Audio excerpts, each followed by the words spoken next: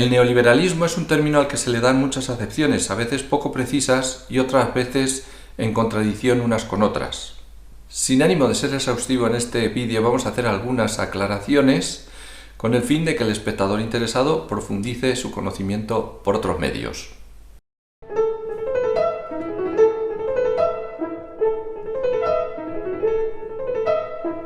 El neoliberalismo es un término acuñado por un economista alemán llamado Alexander Rusto en los años 30, que por un lado estaba desilusionado por el extremismo del socialismo en cuanto que defendía al Estado como único mecanismo de asignación de recursos, pero a su vez el liberalismo también le parecía muy extremado por el otro lado. Entonces él propuso una tercera vía que la llamó neoliberalismo y que en realidad sería una especie de punto intermedio entre los dos y sería una especie de socialdemocracia. Si representáramos todos los posibles sistemas económicos en esa escala, podemos situar el socialismo a la izquierda como un sistema en el que el Estado resuelve todos los problemas económicos. En el otro extremo tendríamos el liberalismo, que justamente defendería lo contrario. En la acepción original de neoliberalismo sería un punto intermedio entre ambos, teniendo en cuenta que ese punto intermedio en realidad son muchos puntos intermedios porque es todo un continuo de posibilidades. El término desde entonces fue cambiando de sentido hasta que llegamos en nuestros días donde el término neoliberalismo se acaba confundiendo con el liberalismo e incluso para muchos sería todavía muchísimo más extremado porque incluso el liberalismo o algunos liberalismos todavía permiten cierta intervención del Estado en la economía. Si aceptamos lo anterior, entonces podríamos medir el nivel de neoliberalismo que hay en los países actuales mediante el tamaño de la economía de mercado dentro de cada país o bien de forma complementaria mediante el peso del sector público dentro de cada país. Una medida posible es el peso del gasto de todo el sector público como porcentaje del Producto Interior Bruto.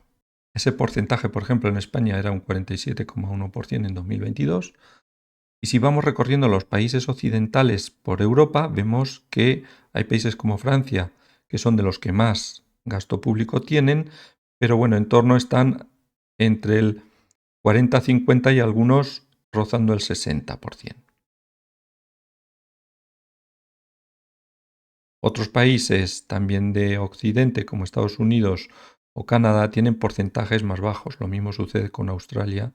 Vemos que esto no ha sido así siempre, porque de hecho la evolución temporal es la que tenemos ahí y vemos que a principios del siglo XX ningún país sobrepasaba el 20% y en especial España ha experimentado un crecimiento precisamente con el advenimiento de la democracia en el 78 o el 80, cuando ha empezado a funcionar el estado de bienestar.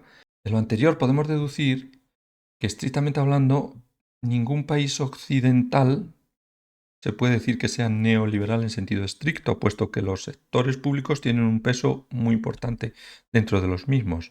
Es decir, el conjunto de decisiones al margen del mercado es realmente grande. A la vez, nadie pondrá en duda que los sistemas económicos de todos esos países occidentales se pueden calificar como capitalistas.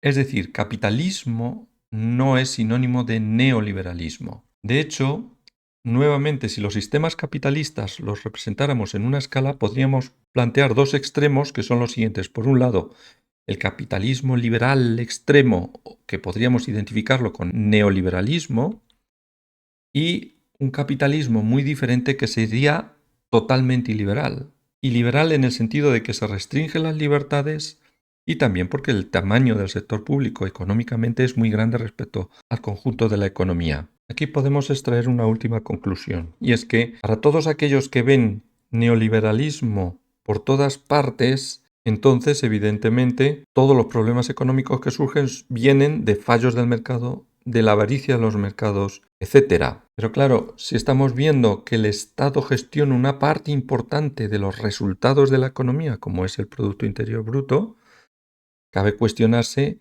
si muchos de esos fallos no se pueden achacar precisamente al mal funcionamiento del Estado. La conclusión, por tanto, es: pensemos antes de achacar los problemas de la economía al Estado o al mercado.